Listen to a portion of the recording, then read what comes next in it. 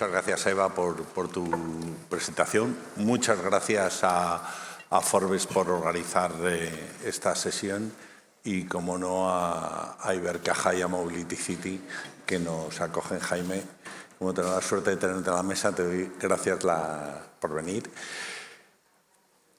Álvaro, gracias también por venir desde Madrid a continuar la conversación, en este caso muy centrada en temas más sociales, y a Tatiana, obviamente, como representante del Ayuntamiento de Zaragoza, que nos acoge también, porque un poco la idea, como decía Eva, es hablar de la movilidad sostenible, pero sobre todo en aquellos colectivos que no tienen capacidades o recursos suficientes para tener ese acceso.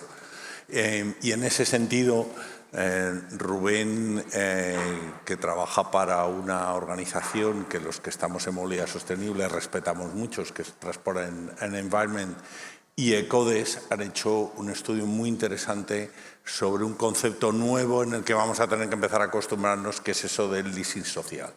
Así que, Rubén, primera pregunta, sobre todo para ilustrar, a la mesa no, porque la mesa sabe de qué es el leasing social, pero muchos de la audiencia no lo saben. Sí que cuéntanos un poco cuál es el concepto y cuál es la propuesta del leasing social en España. Muy bien, muchas gracias, Jaime.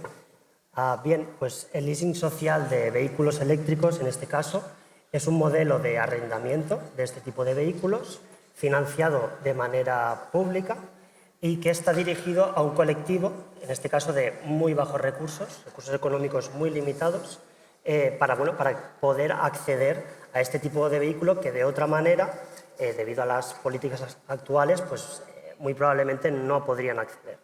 Entonces, como decías, Transport and Environment y ECODES contactaron con nosotros, el grupo ANCESIS, tenemos un equipo de movilidad sostenible, para ver la viabilidad de implantar un modelo como el que está implantando Francia, de leasing social, en España.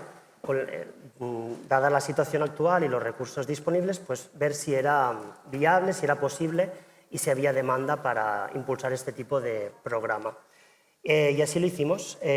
Hicimos una breve diagnosis de la movilidad en España, especialmente en temas de movilidad eléctrica.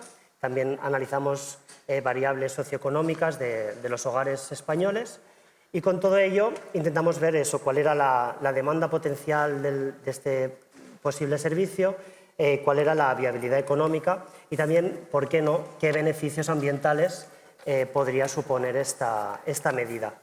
Entonces, a grandes rasgos, después de hacer todo este análisis, lo que vimos más viable era, ya que tenemos el programa MOVES, actualmente el programa MOVES tiene dos patas, una dirigida a la adquisición de vehículos eléctricos o eficientes, y otra pata más de ayudas a la infraestructura de recarga eléctrica. Entonces, lo que vimos más idóneo es mantener, como está actualmente, la pata de las ayudas a la infraestructura de recarga eléctrica, pero la pata de adquisición de vehículos eléctricos, poder dirigirla a este posible servicio de leasing social. Entonces, teniendo en cuenta esta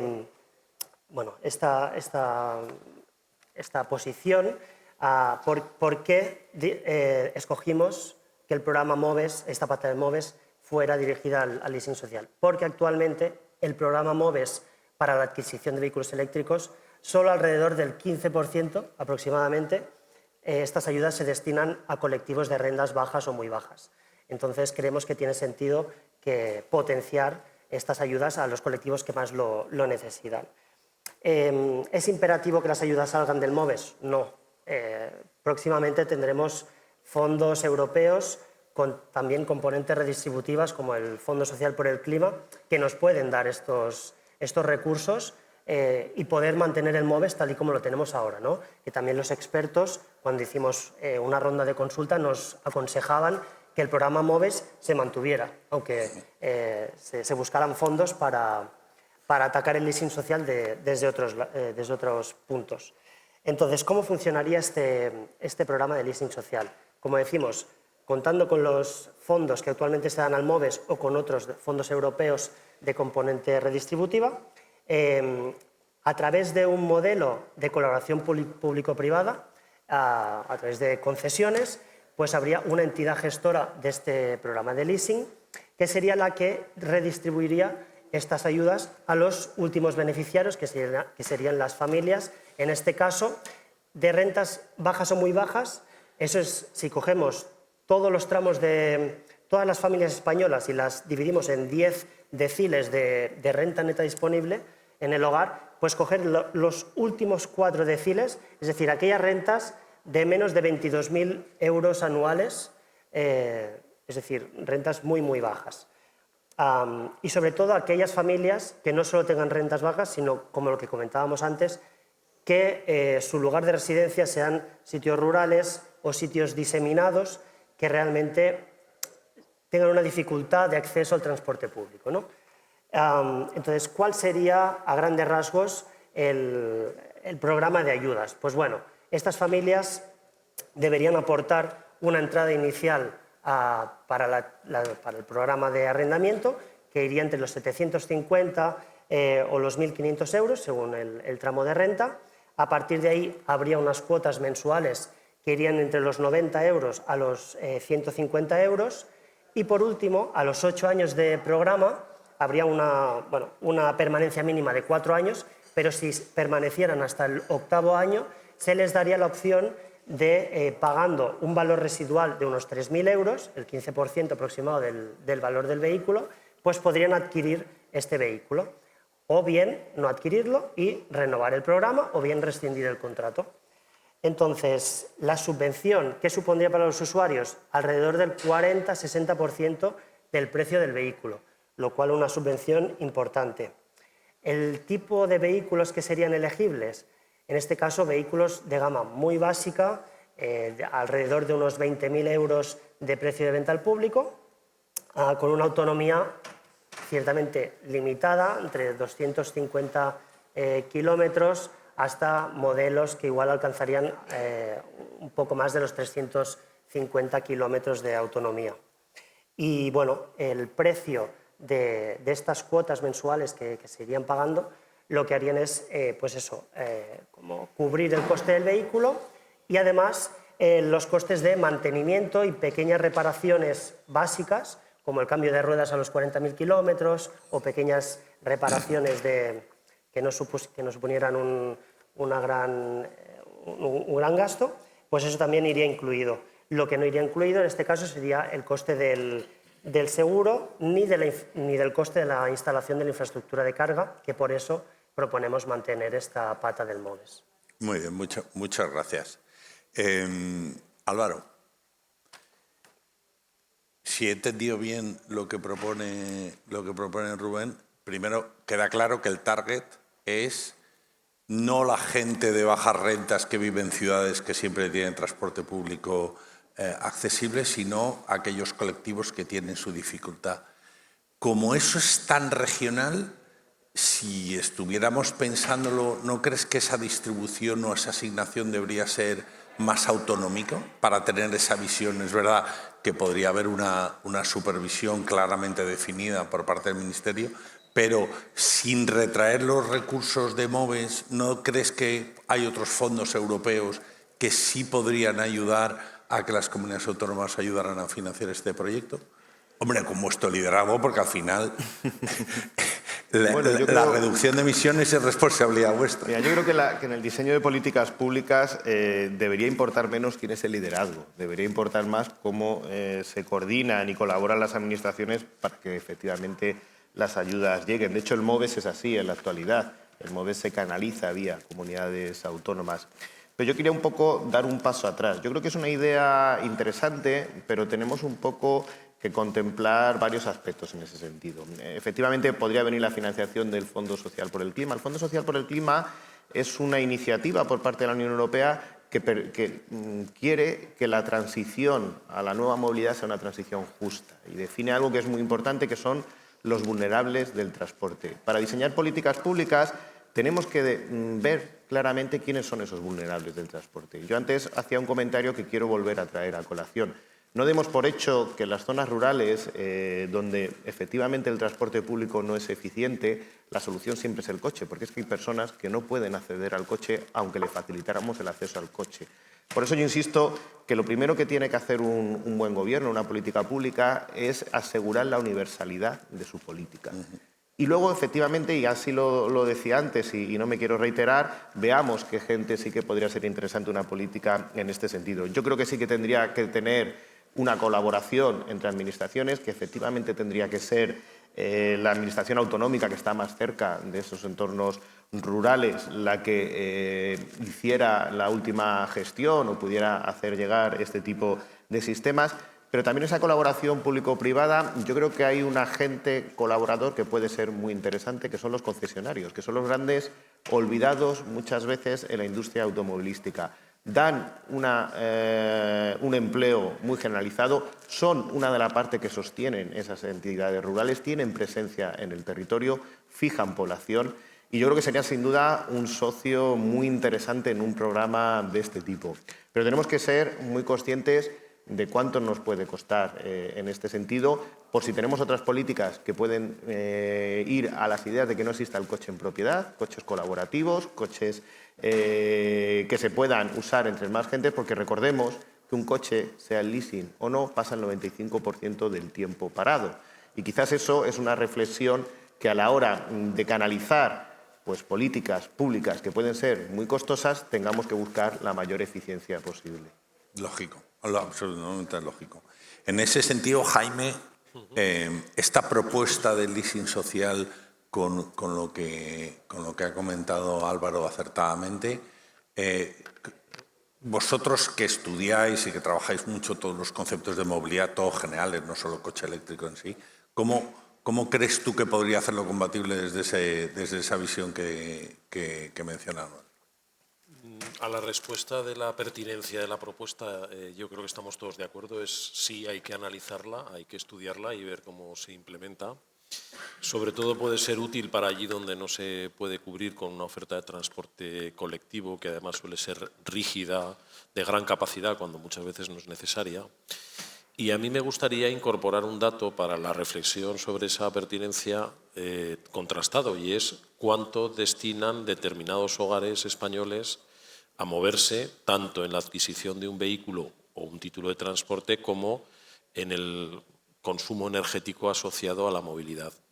La Politécnica de Madrid recientemente hizo un estudio muy interesante que constataba algo importante. En la encuesta de presupuestos familiares, cuando vemos la energía, ¿qué nos gastamos en energía? 5,5 euros de cada 10 euros que gastamos en energía no es para alumbrar nuestra casa o calentar nuestro hogar, sino es para movernos. Y normalmente es combustible, además, que se está quemando, quiere decir que es simplemente para llenar el depósito de gasolina. O la energía asociada al título de transporte público que tú adquieres. Si vemos que hay entornos desconectados que necesitan imperativamente el coche y que muchos tienen que ver con el medio rural, lo habéis comentado, pero otros son terceras, cuartas coronas de las grandes áreas metropolitanas, podemos ver que se está produciendo un fenómeno silencioso, no reconocido, que es, en este estudio se comenta, el de la pobreza energética asociada a la movilidad y particularmente a la movilidad obligada. En este estudio se determina que si el 9, cercano al 10% de tu renta disponible la estás dedicando a energía, puedes estar en una situación de pobreza energética. Esto quiere decir que el 21% de los hogares, de acuerdo con la renta declarada, lo estarían. Por lo tanto, cuando decimos que sí a esta idea que estamos viendo, no decimos que sí porque nos parezca a nosotros, sino porque en esos análisis, como tú comentas, de informes, datos, estudios que se están poniendo sobre la mesa, hay datos que son absolutamente contundentes y que además no están siendo suficientemente reconocidos.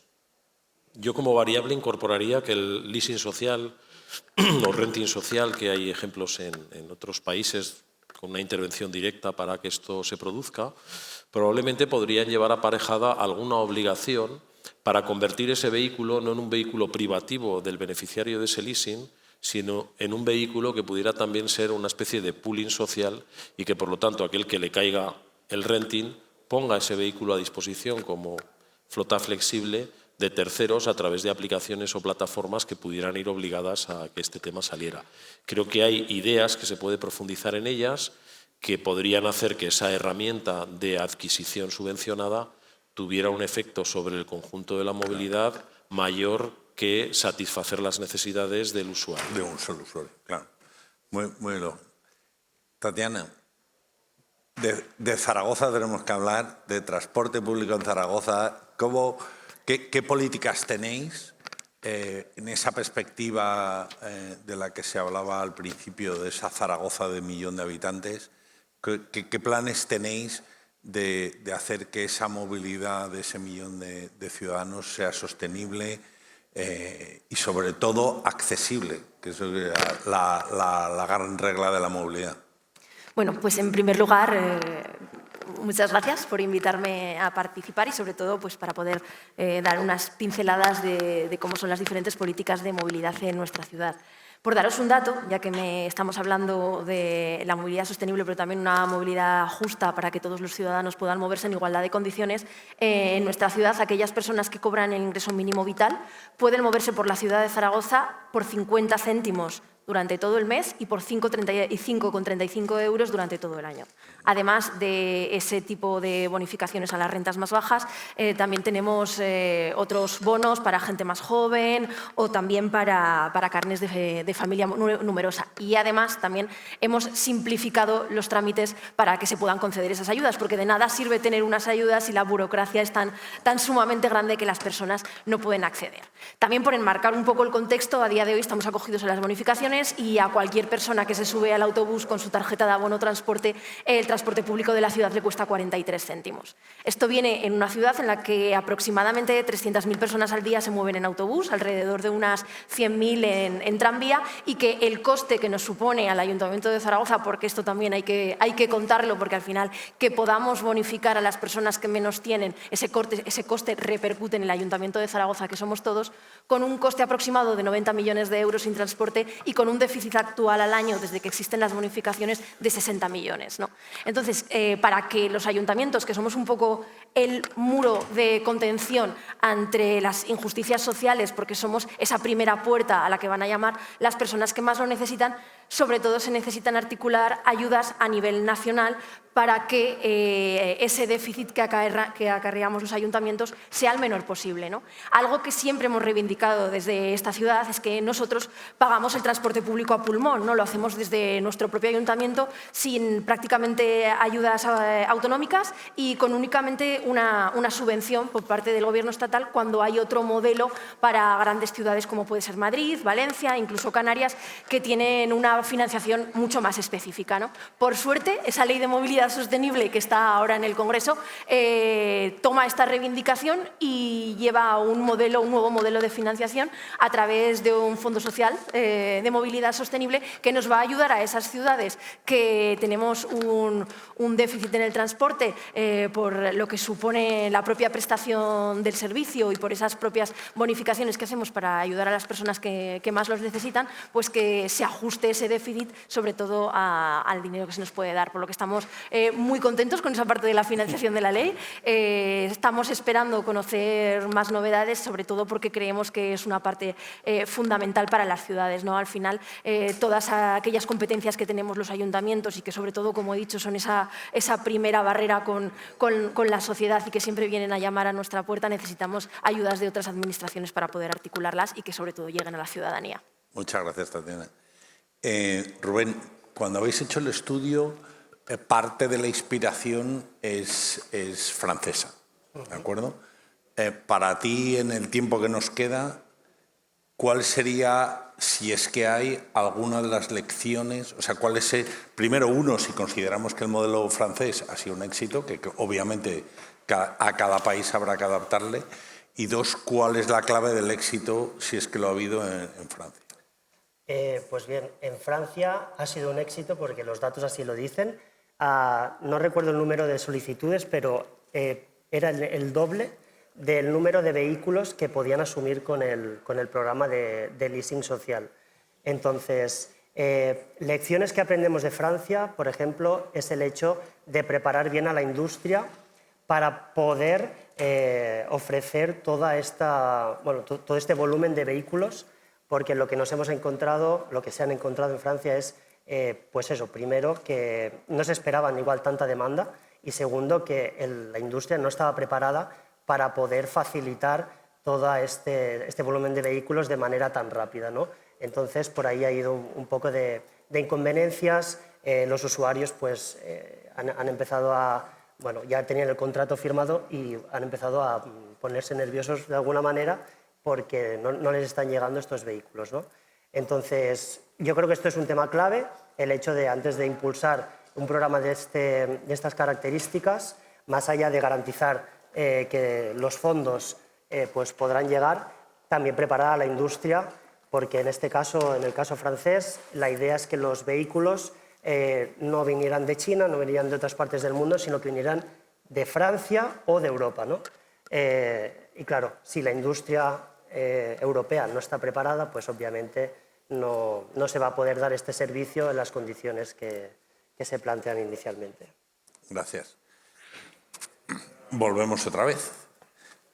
Yo creo que parte de las cuestiones que yo ya tenía aquí apuntadas, Cristina ya las ha levantado en tu conversación. Me ha quedado claro que dentro del marco de la futura nueva ley de movilidad sostenible sí habría espacio para esto, y es verdad que hemos estado hablando. Yo creo que dentro de un esquema de un leasing social de vehículo eléctrico en el que hay que hacer toda la reflexión, ¿qué espacio para ti tiene que recoger la recarga? Porque es verdad que los que llevamos mucho tiempo estudiando esto pensamos qué coches hay, tienen que evolucionar, qué tipo de batería, sí, no, la abuela fuma, la abuela bebe, pero ¿qué pasa con la recarga? Porque al final en un pueblo de 1000 habitantes no tiene sentido ir a venderles coches eléctricos si no les ponemos. ¿Tú no crees que en ese sentido, y vamos a aprovechar que está la alcaldesa y otro representante municipal, en ese sentido, imaginar en ese marco una recarga pública? Cuando decimos pública es no que pueda recargar algo, sino que forme parte de las infraestructuras de la ciudad, porque al final si tú quieres que la gente recargue, algo vamos a tener que poner recarga, pues no todo el mundo tiene un parking en casa, no todo el mundo puede ir a la gasolinera 20 minutos o una hora a recargar el coche. ¿Imagináis algo desde ese tipo de política? Bueno, yo creo que la apuesta actual no va por ahí, simplemente porque el sector privado está respondiendo bien. Actualmente tenemos unos 32.000 puntos de recarga pública en España, que no son suficientes para los retos que tenemos de electrificación del vehículo, pero que sí son suficientes. Creo que en la mesa posterior está EDIVE, que esto lo dice su propio informe, para el uso que tenemos ahora. Efectivamente, el reto es el que va a haber, y que esos puntos de recarga también lleguen a las zonas rurales. Están las directivas europeas que hablan de cuántas zonas, de la definición, digamos, de zonas de sombra respecto a la red en las que tiene que haber un punto de recarga cercano. Yo creo que esa opción es una opción que pueden tomar las entidades locales, en cualquier caso, si quieren que en su municipio haya un operador, un gestor de energía público que se haga cargo de ello. Yo, en experiencias anteriores en Madrid, gestionaba la EMT y nos constituimos en operador de recarga y teníamos puntos efectivamente públicos. Luego, yo es un modelo que creo que funciona, pero que existe ahora el marco para poder hacerlo de una manera u otra. Sí quería hacer un inciso porque me ha resultado muy interesante lo que decía Tatiana, ¿no? Porque es cierto que hablamos casi siempre en estas conversaciones de movilidad, tendemos a hablar del coche y olvidamos siempre al transporte público, que sin duda es una de las grandes apuestas que va a tener la ley. Pero antes de la ley esto ya está ocurriendo. Es decir, este Gobierno de España es el Gobierno de España que más financiación al transporte público, urbano y metropolitano ha dedicado en la historia de España. Hasta ahora los presupuestos para el transporte público estaban en torno a los 400 millones de euros. Este Gobierno de España, desde el año 2022, lleva dedicando anualmente 1.800 millones de euros a la financiación del transporte público urbano, metropolitano y a la gratuidad en Renfe, en cercanías, en la media distancia y en las líneas. También tenemos el verano joven, que va a volver a repetirse este año. Y estas políticas han funcionado porque debemos recordar de dónde veníamos. Y veníamos de una pandemia que había sido un trauma absoluto para el transporte público, y estas políticas han conseguido no solo recuperar la demanda, sino que también hemos conseguido que 2023 ha sido el año con mayor uso del transporte público que ha habido en la historia. Entonces yo quiero que, en cierta manera, la ley va a venir a regularizar eso, va a hacer que los criterios sean objetivos, pero quiero lanzar también un mensaje, y esto está muy claro desde el Gobierno de España. El compromiso con el transporte público es incuestionable porque los hechos y los datos lo demuestran, pero esto no consiste en que una administración que tiene la competencia consiga que alguien le pague la fiesta, sino que el compromiso va a ser, sí, más financiación, pero más financiación para más transporte público. Vamos a comprometernos, vamos a colaborar, vamos a coordinarnos, pero tiene que haber más transporte público y, por lo tanto, si llega financiación del Estado, no es para contribuir a la subvención, sino que es para contribuir a mejorar esa oferta. Porque si nos marcamos el objetivo de que en 10 años dupliquemos la oferta de transporte público, donde la vamos a duplicar no va a ser en las ciudades, va a ser en los entornos metropolitanos y en los entornos rurales. Y entendiendo por transporte público no solo transporte colectivo, sino, como decíamos, sistemas también de transporte individual, pero que sea colaborativo y colectivo. Porque yo insisto que seguir teniendo máquinas de 1.500 o 2.000 kilos paradas el 95% del tiempo no puede ser el objetivo de un país. El objetivo es que la gente se mueva y que se mueva, si tiene que ser, con dinero público, de la forma más eficiente, ya que ese dinero lo ponemos entre todos. Muchas gracias. De hecho, vamos a lanzarlo porque Jaime y yo tenemos siempre esa reflexión que es muy parecida a la tuya, y es que es verdad que colectivizar el transporte es extremadamente importante, y en ese sentido, Jaime, vosotros que sois una entidad privada, ¿cómo concebís que tiene que ser esa colaboración público-privada? Es decir, financiación pública que ayude a que entidades privadas puedan, en ese transporte más pequeño, ese coche que se pueda compartir en un entorno, pueda asegurar esa movilidad y que tengan sus recursos. O sea, no tiene por qué ser siempre privado. Sí, indudablemente la política fiscal es incentivadora del uso o de la adquisición y posterior uso de coches eléctricos, esto es evidente, pero tiene que haber otras formas colaborativas y ahí se pueden incentivar muchas medidas. Desde luego que tiene que haber una colaboración público-privada, yo creo que esto no está en duda, nadie lo pone en duda. La movilidad es cosa de todos y todos tenemos que aportar en la solución, pero sí que sobre el coche me gustaría decir 3 cosas. Lo primero, que se ha producido esta semana una noticia muy impactante sobre el futuro de los vehículos eléctricos, que es la política arancelaria de la Comisión Europea respecto de los coches importados de China. La cifra del año pasado fue de cerca de 500.000 de coches importados en Europa. Veníamos de 50.000 unos años antes, es decir, es exponencial. Y esto va a producir unos impactos indudables, porque va primero a producir una respuesta, por lo que se está leyendo, de las autoridades chinas, y en segundo lugar también está generando una inquietud en determinados países, por ejemplo Alemania, de la Unión Europea, respecto del impacto que puede tener esa política arancelaria sobre los coches más de alta gama que se venden en China y que están fabricados en Alemania. La balanza comercial española es de 18.000 millones positiva respecto de lo que vendemos en el exterior en forma de vehículo. De esa balanza comercial saldrán los impuestos que permitirán hacer MOVES con los que la gente luego se moverá en coche eléctrico, aunque esté hecho en China. Esto al final es un círculo, ¿no? Todas estas decisiones hay que tenerlas muy presentes y muy en cuenta cuando se adquieren determinadas decisiones o se adoptan determinadas decisiones sobre la implementación del vehículo eléctrico. Porque se habla mucho de aquellas cuestiones que impactan al consumidor. Se habla de precio alto, se habla de indisponibilidad de puntos de carga, de autonomía limitada de las baterías, pero hay otros elementos que impactan en el despliegue del coche eléctrico de los que se habla menos.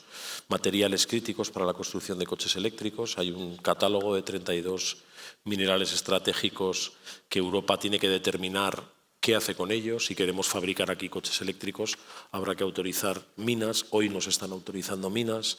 El cinturón ibérico es casi el reservorio para el coche eléctrico europeo está en la península ibérica, con muchísimos de los metales y minerales que son necesarios para la fabricación de los coches eléctricos, si los tenemos que hacer aquí.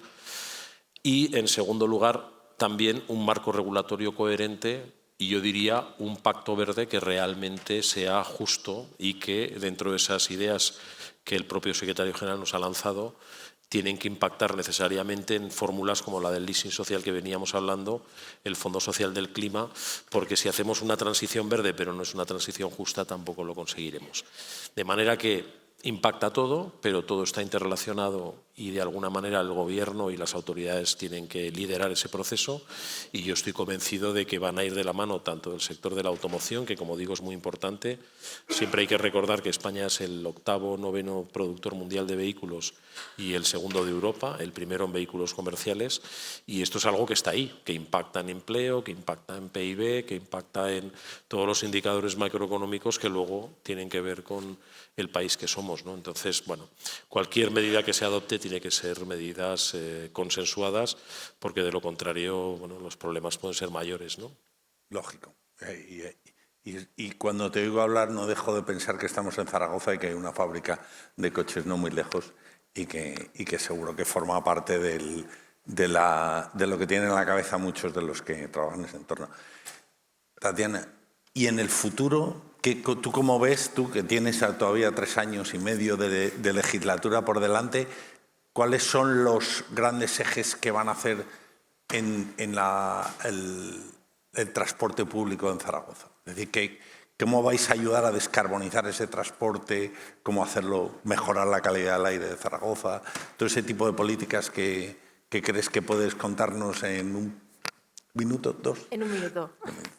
Bueno, pues en Zaragoza ya hemos empezado con ese tipo de políticas. Se hablaba de financiación. Creo que somos una ciudad ejemplo de cómo ha aprovechado esa financiación por parte de Europa, de los fondos europeos, para poner en marcha sistemas de movilidad sostenible en la ciudad. Hemos concurrido a 2 convocatorias y conseguimos más de 100 autobuses eléctricos en 2 convocatorias de zona de bajas emisiones. Vamos a instaurar un sistema de bici pública eléctrica que empezará en el año 2025. Y también pues, está trabajando para que en Zaragoza haya diferentes modelos de movilidad para que los ciudadanos lo prueben. Tenemos empresas de vehículos de movilidad personal en los que también estamos trabajando de la seguridad. Consideramos que la seguridad también tiene que venir una directriz a nivel nacional para que sea homogénea en todas las ciudades. Y si me preguntas por cómo va a ser el futuro más allá de sostenible, creo que va a ser compartida. Creo que el car sharing ha venido para quedarse y aquí en Zaragoza también ahora estos días lo hemos podido comprobar con unos nuevos vehículos eléctricos que en un único día, el sábado pasado, hicieron 900 kilómetros en toda la ciudad. Creo que va a ser el futuro. Los jóvenes de la ciudad de Zaragoza en los medios de comunicación hace unos meses lo decían, entre sus prioridades ahora mismo no se encuentra comprarse un coche o sacarse el carnet de conducir, ya que consideran que el transporte público ahora mismo es muy eficaz y le lleva a todas las partes. Por lo tanto, esos patrones, conforme a generaciones anteriores, ha cambiado. Y creo que también tenemos que empezar a trabajar en la movilidad autónoma, que también Zaragoza ha sido pionera al albergar una prueba de autobús autónomo durante todo el año pasado a través de también un proyecto europeo. Así que creo que reunimos todas las características y todas las cualidades. Se ha venido trabajando en todas esas direcciones. Hemos tenido una gran ayuda por parte de fondos europeos para poder acelerar toda esa transición, tanto económica como medioambiental como social, y queremos seguir trabajando en esa línea. Pues muchísimas gracias a los 4 por haber, espero, cubierto las expectativas que teníamos con esto y desearos lo mejor. Y espero poder vernos el año que viene y haremos resumen de lo que ha hecho Zaragoza, de cómo ha ido evolucionando el transporte. Muchas gracias.